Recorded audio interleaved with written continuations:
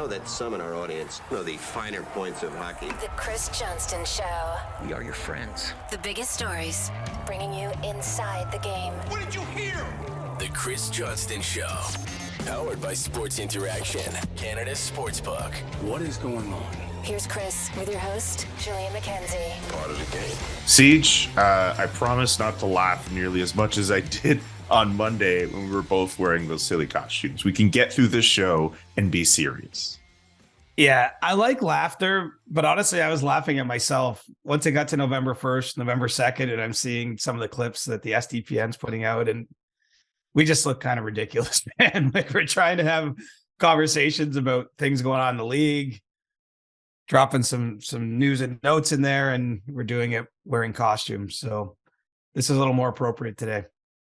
I wonder, I know that episode is doing really well on YouTube. I wonder how many of those people who watched that episode purely watched it just because they saw us in costume, thanks to the little preview that went out earlier. And then they're like, all right, I'm in. Like, we're upping the viewer count today because of the Batman and Homer Simpson getup. It's possible. I mean, we've set a pretty high bar now. We got to figure out what we're doing next year, man. You got a few weeks to work on it, but I think we have to make this an annual staple of our show. Absolutely. And if next year we're doing this with costumes and you happen to break a trade while doing it, like that's going to make it even better. Like if you had done it in the Batman costume, I felt like you would have just been like you would have been doing your job, but also your job as the Caped Crusader that is Batman. There is a trade. That's good. That's good. We need to keep that going for next year. Speaking of superheroes, Ryan Reynolds, who some of you guys might know as Deadpool, has an interest in buying the Ottawa Senators. And if he follows through on that, it would instantly make him the coolest owner in the National Hockey League. What do you know about that story that seems to be developing? Well, not a whole lot, to be honest. I mean, look, it was reported by People magazine that he does have interest, citing sources. There was an exchange with a fan on Twitter where he's giving the thinking emoji when asked about becoming the Senators owner. There does seem to be at least some merit to it. But, what I know in general about where things are at with the Senators is they're still at the stage, very early stage, I would say, of gauging interest in the team. There's not even truly a for sale sign up, on the franchise, but they've retained a pretty powerful sports bank with deep ties in the industry to mergers and acquisitions of teams to represent them. It's a pretty clear sign that the Senators do intend to at least pursue a sale to see if what the valuation might be, what kind of groups might step forward. I would expect there'll be more than one. It sounds like there's at least two local groups in Ottawa being put together. It's not clear to me, but I don't think that what we're talking about with Ryan Reynolds is one of those groups. And so I guess we'll just have to see how it plays out. But I can only imagine. I've covered numerous NHL Board of Governors meetings. That's when the owners get together every December. And I can't even imagine Ryan Reynolds walking through the door when you compare him to many of his peers. When you say he'd be the coolest NHL owner, I don't say this with any shade. I realize I'm very uncool myself, but I can't even who would be second in that competition? I don't even know if there is a second. Yeah, I was trying to think about it before we got started today, and nope. There's no disrespect to all the other people who own NHL teams, but I don't think of any of them as people who are super. I don't know. I mean, okay, congrats, you have a lot of money. That's as best as I could put it. And maybe I'm being I don't think I'm being disrespectful when I say that. It's just, all right, you got a lot of money, you own a team. Congrats. Well, I don't know. And look, there's some good news in this story too. Part of the People magazine story is that Ryan Reynolds wants to keep the team in Ottawa. Obviously he's a Vancouver native originally, but I think that'll be what we're tracking in this story is the team going to remain in the nation's capital in Canada? I would suspect, given the NHL's track record, and I'm not talking about the track record in the 90s. I mean, since then, they've been very reluctant to see any teams moved. There's been some advancements, I would say, on getting a new arena built at LeBreton Flats in downtown Ottawa, which I think would be a huge breakthrough in terms of determining the long-term future of the team in that city. And so that's a positive. And look, Ryan Reynolds owns a soccer team over in Wales, Wrexham AFC. So, he's dipped his hand here before. I think he'd be a great public face for a team as an owner. And I like the story. It's kind of nice. We're at a spot, what's not even a full year past Eugene Melnick's death, but that there does seem to be hope for the Senators, right? I mean, so many of the last few years, it seemed like every news story about the Senators was going the wrong way. Their attendance was going the wrong way. Their team wasn't getting much traction on the ice. They've started to turn around the operation from a hockey standpoint. You're seeing the business pick up for the Senators, and I think there is real hope now that there's going to be a way forward. Eugene Melnick bought the Senators at a very distressed time back in 2003, nearly 20 years ago, when there was already concern then that they might have to be moved. And I think they're in a place today, which he'd be happy about, because it was a real treasure for him, that organization, where I think we don't have to stretch our minds much to dream of a long-term future in Ottawa for the Sens. Mention Wrexham. I believe there's a documentary series, Welcome to Wrexham. Maybe that should be your sports movie, maybe / documentary recommendation. I would love that. I actually watched, what was the one on Netflix about the sort of second or third tier team? I'm just drawing a blank on the name. Sunderland. Sunderland. I saw that one. So that's kind of up my alley. If I'm gonna veer off of watching a live sport, I like to watch some access into a live sport, before getting to some of the more dramatic things. Yeah. So a few people were actually mentioning movies like 42, Hustle. And I think Hustle's the new one with Adam Sandler that has a Juan. I feel bad I forget the name of the current Toronto Raptor who's in that movie, but that's just some of the other submissions that have been coming in. We're gonna get you to watch a sports movie. James Myrtle texted me Moneyball, and I didn't look up what year that came out, but I don't think that classifies as a new movie, does it? It's not that new. It's a couple years old. And finally, the name is Juan Hernan Gomez. That's the name I was trying to think of. But yeah, Moneyball, I guess. Moneyball would be fine. You haven't watched Moneyball? I did see Moneyball, but I feel like that's not new. Like, I was thinking, is there anything in the last 2 or 3 years? Okay, then probably Hustle. Then probably Hustle on Netflix with Adam Sandler might be your. It's not a documentary, but Welcome to Wrexham is. The Myrtle also says The Wrestler was great. Ford versus Ferrari. Oh, Ford versus Ferrari, I heard, is a really good movie too. Yeah. So, dude, you're gonna get a movie title. We'll figure that out, and you're gonna have to give us that report about which movie you end up settling on, and you have to tell us all about it. I can't wait for that when it comes time. I'll do it. And I should mention James Myrtle of The Athletic. He's a big movie buff, and he told me he just cringes every time we veer into movies, just because I'm so bad that it bothers him that I don't know the titles, like what the movies are about and all that stuff. So thanks for listening, James. And I'm sorry for turning you off when we get into this pop culture talk. Shout out James Myrtle, man. Thank you for keeping CJ's feet to the fire when it comes to movies. Anyway, it's time for sports interaction. No David Bastel, so it'll be just CJ and I today. As always, 19 and over. We ask that you play responsibly, and there will be a link to responsible gaming strategies in the description of this show. It's time for You Can Bet That. Sports Interaction, Canada's Sportsbook, presents You Can Bet That with David Bastel. Must be 19 plus. Please play responsibly. Ontario only.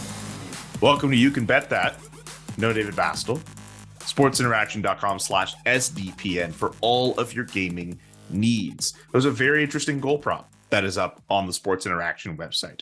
Does Connor McDavid score 50 goals in 39 games? Yes is at plus 697. No at minus 1976. People might be leaning towards the no, and I do want to get to McDavid a little later on the show today, but he is on a tear right now. People are wondering if this is the year he gets to 50 goals. I love the nod to Gretzky there for some of our younger listeners. Wayne Gretzky scored 50 goals in 39 games at some point in the early 80s. Pretty remarkable achievement. I believe he got to 50 goals before the calendar flipped in the year. That's how quick he did it with the way the schedule worked out. No one's even been close.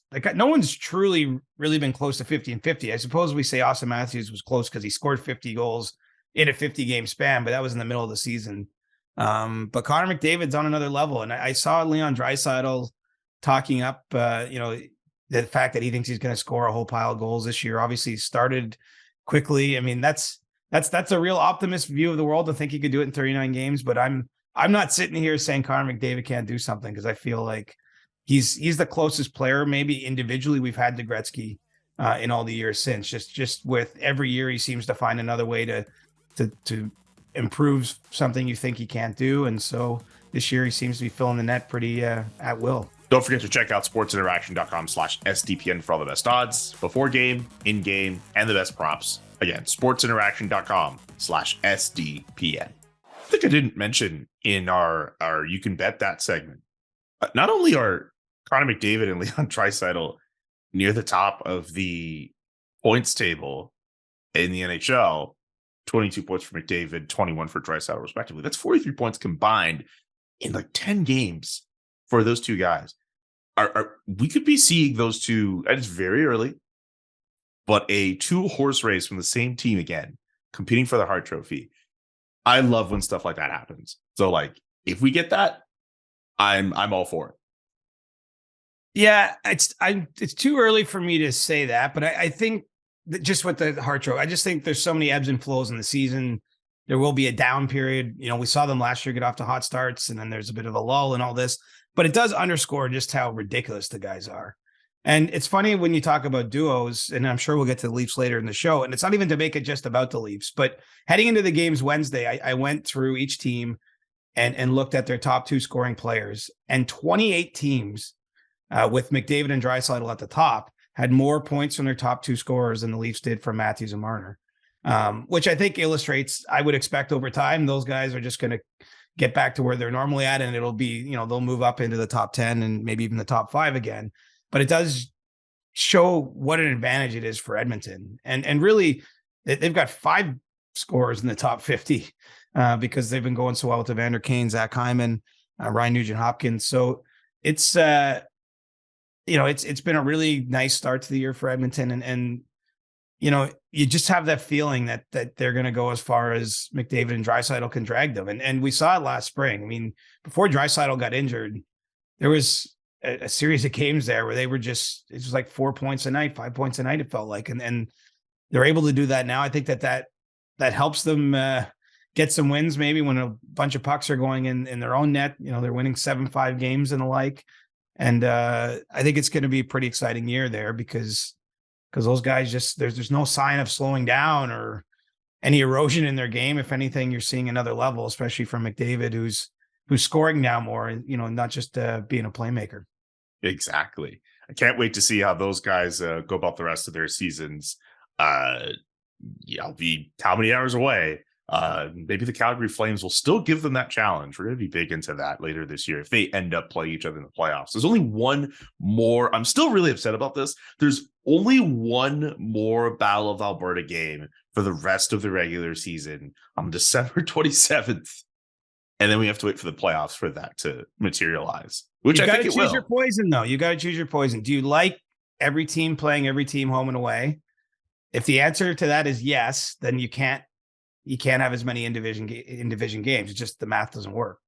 You know what? Maybe we look at that differently if that last game was in March. If they spread out those 3 games, you know, better than what they did over instead of 2 games in the same month, and then you go through November and then December just has that last game. But anyway, right. I was going to say, I'm old enough to remember when they had the imbalance schedule where every team didn't play every team every year. And then Sidney Crosby didn't come to Western Canada for like 3 straight years. And so you have the best player in the sport or, you know, one of the two with Ovechkin, you know, not visiting those markets. I mean, obviously it's that kind of stinks too. I mean, everyone's going to want to see Connor Bedard next year. And we don't know yet if he ends up in the West or the East. So it's a juggling act. I guess the only other solution is go to more than 82 games. And I don't know if you have any appetite for that. Yeah. We're also not that far off from the Canadian division where we saw all these teams play each other like 6, 7, 8, 9 times. And I think we got fed up of that pretty quickly. So I'm not asking for more like 6, 7, 8 games, just spread them out accordingly. That Canadian division was a bit like eating ice cream every day. Like it was good for a little while, but eventually you got a bellyache. Or maybe a toothache or both. Anyway, the Leafs, we talked about them earlier this week. They get the win over the Philadelphia Flyers last night. Does that mean we can calm down a little bit about them? Does it mean some of the fires have been put out in Toronto right now? Like what's the read? Well, call it a 48-hour reprieve, right? Because they've got a pretty tough weekend coming up with Boston, the best team, hottest team in the league out of the gates, in Toronto on Saturday night. And then 22 hours later, they play in Carolina, not even a full day between games. And obviously the Hurricanes are a strong team as well. And so I would say we're definitely not through the fires. There's certainly the possibility with, this is what the uneven start does. It leaves you vulnerable when you have a little setback to everyone to start freaking out again, because, there's not really a benefit of the doubt that's been earned. But, we can only judge. I can't predict what's going to happen in those games. It does look like that's a path back to where they should be. And I think, again, we've maybe missed what's obvious. I mean, in the Philadelphia game, John Tavares has a hat trick. You see 2 points for Austin Matthews, 2 points for Mitch Marner. The one thing that I think can buy the Leafs time to figure out their blue line, maybe to the goaltending's been good, actually. I mean, of all the things that we thought that would be a problem, Ilya Samsonov has had a really strong start in the early days here for the Leafs and has maybe helped stabilize things a little bit more. But is what could buy them a lot of time is their top players getting hot. And as I mentioned, Matthews and Marner, they've not been bad, but they haven't been dominant, right? They haven't been at the level we saw for huge swaths of last season, which helped earn Austin Matthews the Hart Trophy, the Ted Lindsay Award, and the Rocket Richard Trophy, and Mitch Marner, a first-team right-wing all-star nod. So, I think those players finding another gear, getting comfortable, and there's signs that it's getting there. And, Matthews now has goals in 3 of 4. Marner has a 4-game point streak.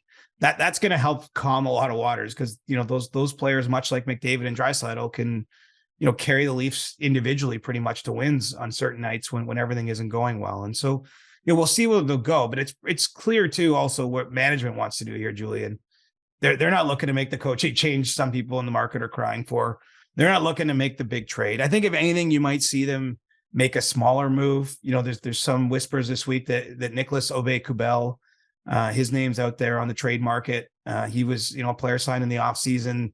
The Leafs have really cycled through a bunch of players in their bottom 6. They haven't found the right mix there. And Aube-Kubel has been a healthy scratch quite a bit in recent days. So maybe you see them make sort of a smaller tweak to their lineup, but I'd be surprised if there was anything bigger in the works, unless, of course, it goes totally the wrong way and they're forced to make a decision. But, I think management really wants to take it day by day, let things stabilize. And I think if you're playing probabilities, the odds that Marner and Matthews will be as quiet as they've been, relatively speaking, early going, are not high. And so that'll probably help calm things down and maybe give them a chance then to figure out where it goes next. Because, Jake Muzzin, his injury status is very unclear. But there is a world potentially. We'll see how long his recovery is. If he can come back this season, maybe there's an opportunity to make a bigger move as we get closer to the trade deadline. What did you think, keeping on the Leafs for one more point here, what did you think of John Tortorella's comments about Sheldon Keith? There was a quote going around. I'll just read this tweet from Luke Fox, Sportsnet.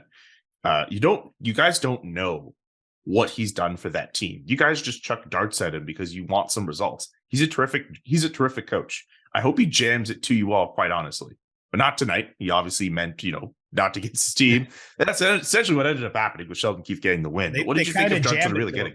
They did jam it to him. They did. Well, I got no problem with it. He's defending a player that he once coached. Sheldon Keith in his brief time in the NHL was with the Tampa Bay Lightning when they were kind of in their rebuild on the way to winning the 2004 Stanley Cup. Obviously, the two men have a relationship, and he, John Tortorella speaks his mind. He knows how to command a microphone. He knows he's in Toronto. He knows what's going on. I think it's good for him to defend his colleague, but it doesn't change the fact that the one short-term move a team can usually make when crisis hits is fire a coach. I mean, that's the reality, right? Like when things are going really bad and you feel you have to turn them around, it's hard to imagine you're going to trade like William Nylander in a matter of 3 days if you've held on to him for years. Like the point is it's just easiest to change the coach. That's why it comes up. We know Kyle Dubas doesn't want to do that. I don't think that's a surprise or a hot take. It's not something the organization would want to do, but you might get backed into that corner. Look, they still might. Like that's the thing. It's one win over Philadelphia, but they've got a tough stretch of games ahead. with a lot of good teams. Vegas is in Toronto next week. Another team that's off to a hot start, already beat the Leafs this year. There's still circumstances where this descends it back to that spot. So, good for John Tortorella for defending a member of his fraternity, but let's not forget nearly half the coaches in the league have been turned over in the last 12 months. And that's because, unfortunately, if you're in that profession, it's sometimes the easiest card for a team to play. Yeah. So we've spent all that time on the Leafs, and you can go back to our episode on Monday if you want more of the breakdowns of how we discussed them earlier this week. This time I didn't do it in a dated Batman costume, though. Yeah, just a little bear on your hat. Nothing silly about that. Another team that's not doing so well, they're actually doing pretty bad. 5-2 in the last few games after a pretty great start. The Pittsburgh Penguins, they were wearing their pretty nice threads, their reverse retro threads the other night, and Jason Zucker did the great Jaromir Jagr salute. It did not get them a win over the Buffalo Sabres, though. What's your read on what's going on in Pittsburgh and why just things don't seem to be going all that well? Well, it depends. You want to be glass half full or empty. I mean, they've been building leads in some of these games, including over Boston and Buffalo this week, and they've blown leads in both those games. And so it doesn't seem as though they're too far off, but obviously, like anywhere, like it's amazing how much pressure is in this league. Like you look at Doug Armstrong with the St. Louis Blues coming out to meet the media to try to calm the waters when they've lost 5 in a row. Pittsburgh had a strong start, won some games on their Western Canada trip early on in the season, and all of a sudden it's just turned on them and they've lost their grip on things. Toronto, Vancouver, go down the list. There's, Minnesota, Bill Guerin had some pretty strong words about the Wild, and now they've seemed to turn it around. I mean, I think the gap between teams is largely not that big. I'm certainly not sitting here and saying the Penguins are washed or this is, but they're definitely going through it. And there's no getting around that fact. Mike Sullivan was pretty direct after the game in Buffalo about, the status of where their team's at. And, it's a veteran group that hasn't missed the playoffs in 16 years. So yeah, they know what it's going to take to get back on track. But, crisis is never far in the NHL.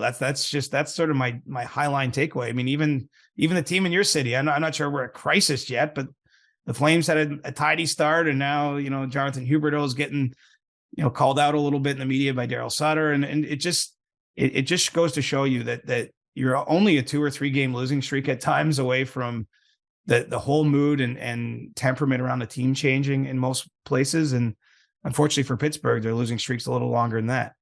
Yeah, not a good time for them. I want to mention something with Calgary too, since you brought it up. Yeah, definitely not a crisis point. I mean, yes, they should have beaten the Seattle Kraken. They did not fare all that well. Jonathan Huberdeau, a bit of a concern, I guess. The fact he only has 1 goal in as many games, and it was a power play goal. He still hasn't really produced at 5-on-5. Just still short of a crisis. Daryl Sutter did kind of call him out in the media, but I don't know. It's just he went out of his way the other day to kind of just mention how good of a player that he is. And he tried to at least take off some attention off the fact that people are looking at the fact he hasn't scored that many goals. So when he did say that he had to speed his game up, I didn't even really think of it as him being all angry and mean about it. I felt like He was just kind of he probably does need to do that. But I think otherwise he's been very complimentary of his game, ever since he got there. It was a bit of a call out, but also I feel like he's done a little bit more brutal call outs through the media, if that makes sense. Well, the one thing I think the Flames management understands is that as much as you want everything to come together in one day, when you make the kind of changes they did, I mean, that it's probably a little hopeful to think it's going to be perfect right away. I mean, Jonathan Huberdeau spent his entire career in one city. I know he had time to adjust to the trade. He signed the contract extension, but there's a lot that goes into your day-to-day life as an NHL player.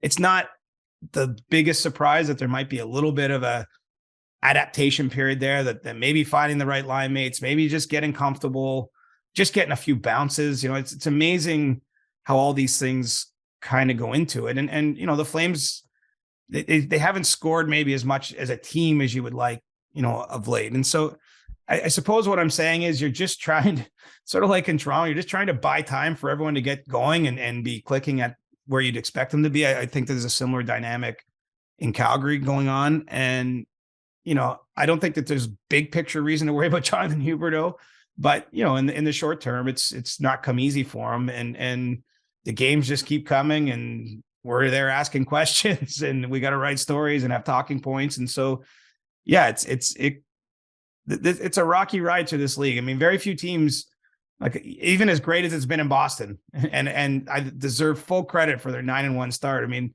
the odds are they're going to hit a skid at some point, or they're going to face some challenges. I don't think very many teams go through a year where they don't. The one I can think of is the year Tampa Bay won 62 games or whatever they won, and then they got swept in the first round. So, I mean, go figure. You're usually gonna encounter some bumps along the way. Absolutely, but to your point, a team that's 9-1, if they go through a skid, not saying it's acceptable, a little bit more palatable, as opposed to them having like a 4-5 start and then they go on a skid. Even for the Flames with Jonathan Huberdeau, like they went up like 5-1 at one point in terms of a record. And those teams that they beat to get the 5-1, Colorado, Vegas is in there, Edmonton in Edmonton. They beat some really good teams to get to that point. So they were doing pretty well. It's just that the players also, they knew they had to clean up a few things, and Huberdeau and his goal scoring, or lack of goal scoring as it is, was there, but the Flames at least had a good start. Well, it remains to be seen what it'll look like after this week and that road trip. But at the very least, they started off well, and that kind of helped, bide some time for Huberdeau. Now, if they continue to lose, because they're on a 2-game losing streak, we'll see how that changes. Anyway. And you'll be there to hold their feet to the fire, my man.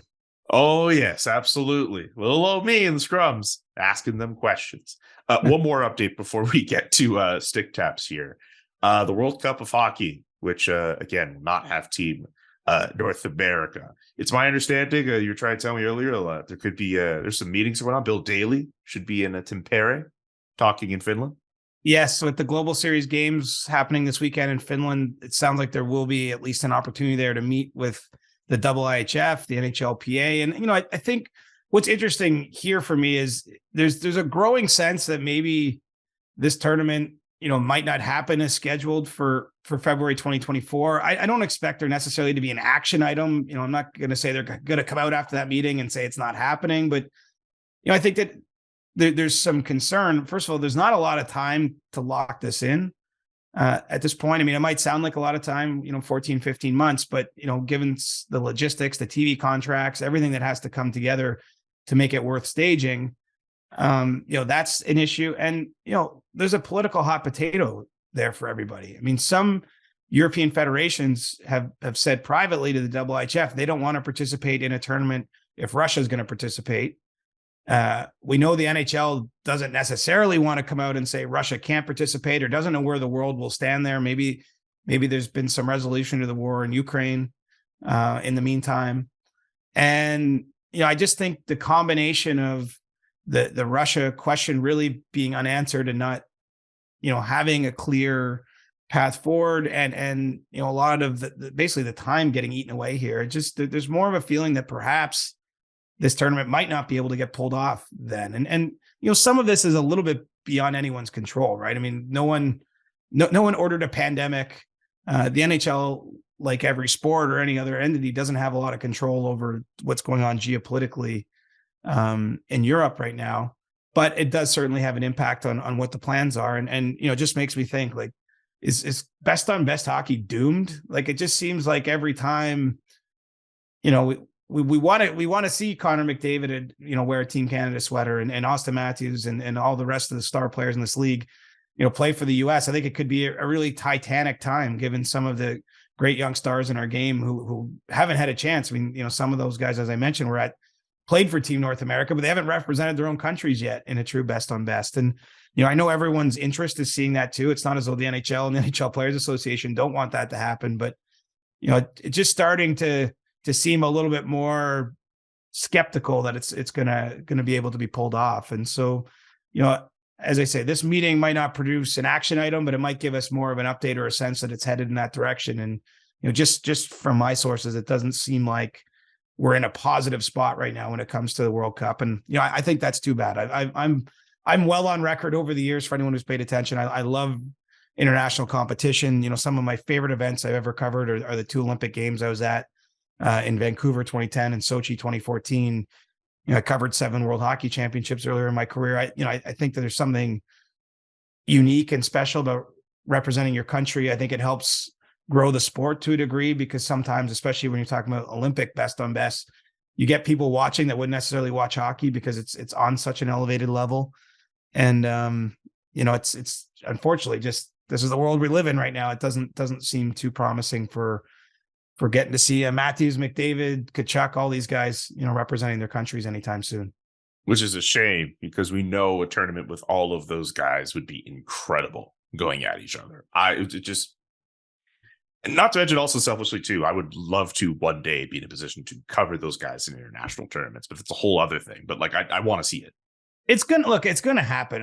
There will be a world, I think, where you get on a pretty regular every 2-year stretch where it's the Olympics and then the World Cup 2 years after that, then 2 years after that, Olympics. Like there's a path here. And I think that there is a desire. I mean, look, as we're recording this, the reason this meeting's happening in Finland is because the Columbus Blue Jackets and Colorado Avalanche are there to play 2 games at a newly opened arena, Nokia Arena in Tampere, which is, Tampere, for those that aren't familiar, is sort of the spiritual home of hockey in Finland. It's where the Finnish Hockey Hall of Fame is located. I mean, clearly this is a league that understands the value of growing internationally, that I think has a desire to do that. And obviously part of pulling that together is to have a regular World Cup / Olympic competition.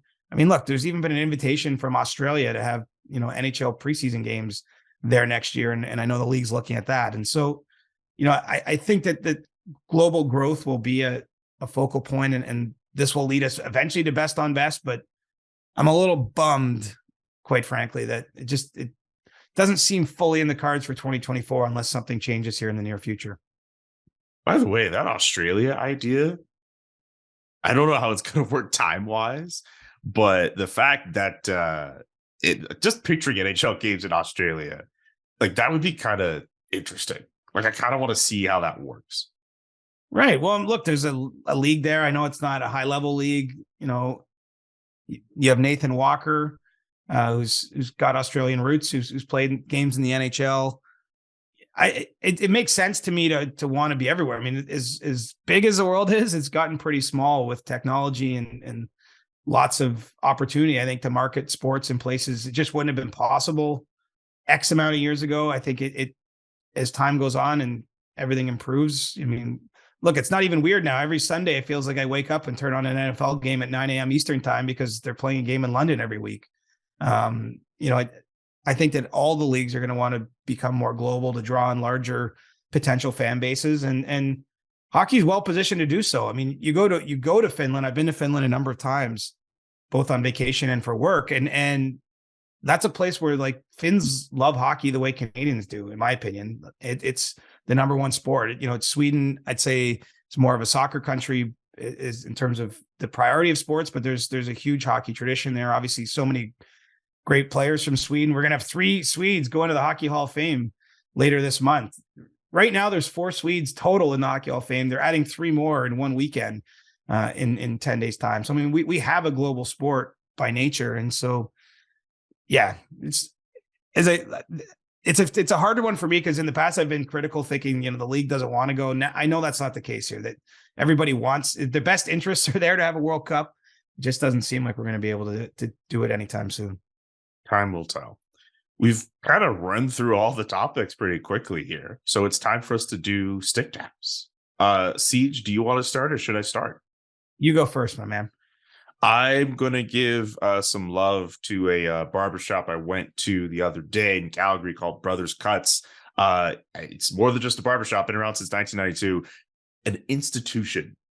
Jerome McGinley would go there and get his haircuts from time to time. They've had all these different actors and different celebrities who have gone through. Jermaine Franklin, when he was in Calgary, would go in there a lot as well. Got to meet some of the staff there. They're really nice, really cool. That's why I look as fresh as I do. You know what I'm saying? Yeah, man. So I just want to shout out Brothers Cuts, a Calgary institution for about 30 years. And stick taps to you guys for being great dudes. Well, I'm going on the ice. How about a stick tap for Tage Thompson? What a week this guy's having. Man. I can't even add up all the points and goals he had, but he had a 6-point game. I'm pretty sure he's on his way. Not a hot take to say he's on his way to eventual NHL Player of the Week honors here, first star of the week. And the Buffalo Sabres been a pretty good story. I know we've been shouting them out a bit, but it's cool for me to see a city that loves its team like get to fall back in love with it. You know what I mean? Like it's been so much there, and Tage Thompson is one of the reasons why. I mean, it looked for a time like he wasn't going to develop into an impact player necessarily. You know, he was part of that trade for Ryan O'Reilly going to St. Louis, and he's got it all together. He's mojoing. Rasmus Dahlin's mojoing, and I will stick tap him for a great week and for giving the good people of Buffalo something to cheer for. Absolutely. I would feel happier for Tage Thompson getting stick taps if he wasn't killing me in fantasy this week. Not happy about that. Them's the breaks, buddy. Them's the breaks indeed. Anyway, thank you all so much for tuning in for today's edition of the CJ Show. We'll be back on Monday. You can get your questions in for Ask CJ. Then join the SDPN Discord, buy stuff off the SDPN store, and check out CJ's newsletter with North Star Bets as well. I think that's all the housekeeping we need to do before we sign off and head towards the weekend. Yeah, I actually just put in a new order in at the SDPN store, so I got some new swag coming. Hey, I got some swag coming too. Maybe you'll get to see it on a future episode. Anyway, for Siege, I'm Julian.